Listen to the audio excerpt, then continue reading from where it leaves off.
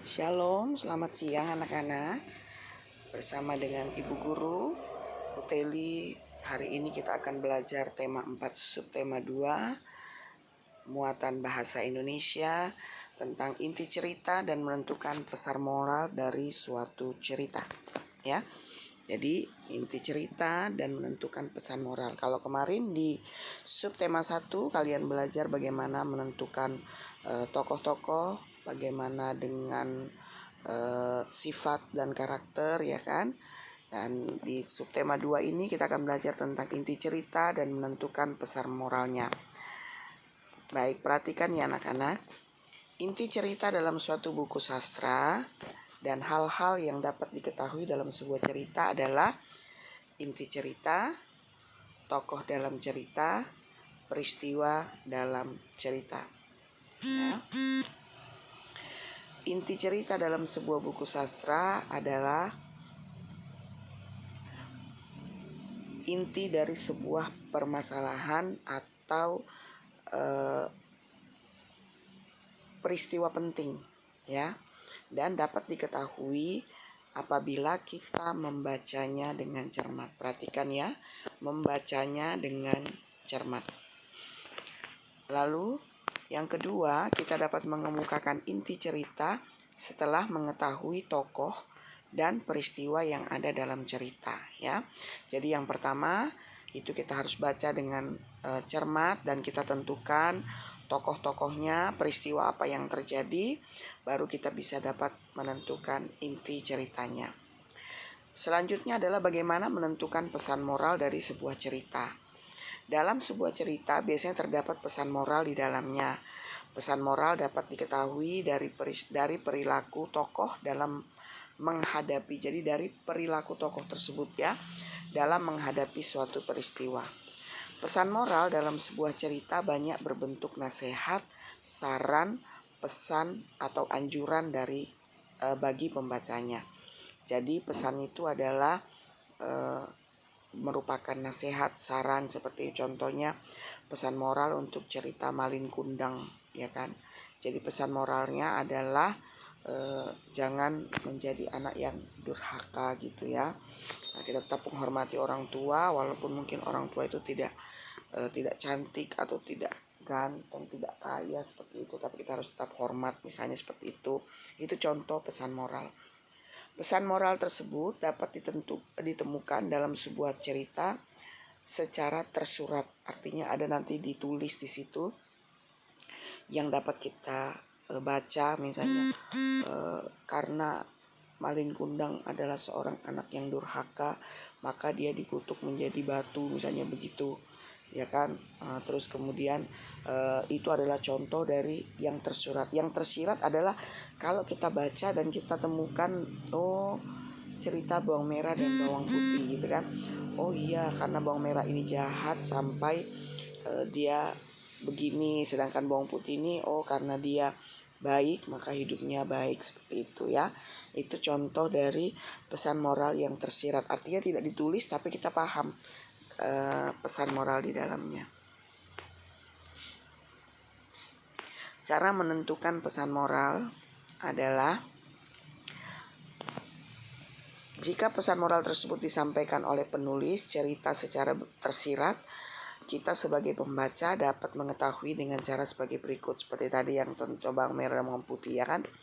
Yang pertama, membaca cerita dengan cermat. Jadi semua itu pasti didahului dengan membaca. Bagaimana kita mau tahu kita tidak baca? Jadi anak-anak biasakan membaca. Termasuk dialog yang dilakukan oleh para tokoh, apa saja yang mereka perbincangkan. Jadi kita baca dengan baik. Lalu kedua, mencari peristiwa dan kalimat yang mengandung saran, nasihat, pesan, atau anjuran dalam cerita yang dibaca. Jadi kita temukan kata-kata yang ada, kalimat-kalimat yang mengandung saran, nasihat, dan lain-lain. Membuat kalimat kesimpulan dari peristiwa atau kalimat yang mengandung saran, nasihat, pesan, atau anjuran dengan bahasa sendiri.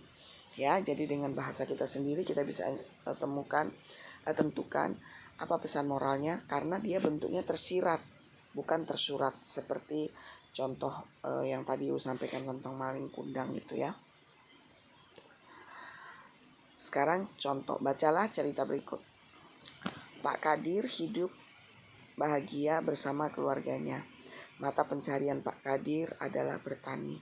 Ia memiliki sebidang sawah yang tidak terlalu luas. Namun berkat kerja kerasnya, hasil sawah tersebut dapat menghidupi keluarganya. Suatu ketika, wabah hama menyerang sawah para petani. Pak Kadir sangat sedih. Ia mengalami kerugian yang besar karena serangan hama tersebut. Namun Pak Kadir tak pantang menyerah dan tetap bersemangat. Ia pun mengajak para petani di desanya untuk bergotong royong memberantas hama yang menyerang sawah-sawah mereka. Akhirnya mereka berhasil mengatasi kesulitan yang dihadapi. Nah, kita menentukan inti ceritanya. Tokohnya adalah Pak Kadir dan para petani yang lain, ya. Jadi ingat, kalau ditanya siapa aja tokohnya, para petani ini walaupun tidak disebutkan namanya, itu adalah tokohnya. Jadi tokohnya adalah Pak Kadir, itu tokoh utama, dan tokoh yang membantu adalah para petani, ya kan? Terus kemudian peristiwanya apa? Peristiwanya adalah terjadi serangan wabah hama di sawah para petani. Dan inti ceritanya adalah Pak Kadir dan para petani mengalami kerugian karena sawah mereka diserang hama.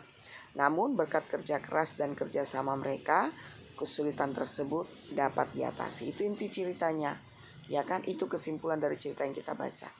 Sekarang pesan moralnya adalah setiap masalah harus kita hadapi dengan semangat dan pantang menyerah.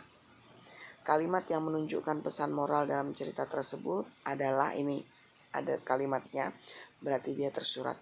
Namun Pak Kadir pantang menyerah dan tetap bersemangat. Ia mengajak para petani di desanya untuk bergotong royong memberantas hawa yang menyerang sawah-sawah mereka.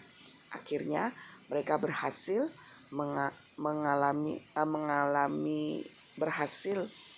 menghadapi ini ya, bukan mengalami kesulitan yang dihadapi ya. Mereka bisa mengatasi masalah mereka. Jadi dari kalimat Kadir pantang menyerah, ini pantang menyerah dan tetap bersemangat, maka inti ceritanya adalah kita harus ya hadapi dengan semangat dan pantang menyerah. Ya, seperti itu contohnya. Selanjutnya, tugas kita hari Selasa ini tanggal 3 November adalah baca halaman 35 tentang Raja Parkit yang cerdik. Lalu kemudian tentukan 1 tokoh cerita. Jadi buat seperti Pak Kadir tadi ya. 2 siapa-siapa saja tokohnya ya, kalau misalnya lebih dari 1. Peristiwa dalam cerita, apa saja peristiwanya. Yang ketiga, inti ceritanya apa. Dan yang keempat, pesan moral yang terkandung dalam cerita itu apa. Paham ya? Itulah tugas kalian. Dan silakan kerjakan dengan tulisan yang rapi. Ingat, ini bahasa Indonesia. Tulisan yang tidak rapi akan dikurangi nilainya.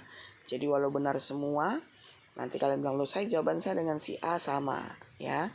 Misalnya kalian minta jawaban sama si A, sama jawaban saya Bu. Iya, si A nilainya bagus. Kenapa?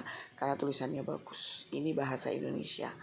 Oke, terima kasih anak-anak. Selamat siang, selamat mengerjakan. Shalom, dan jangan lupa like dan subscribe ya. Tuhan memberkati. Shalom.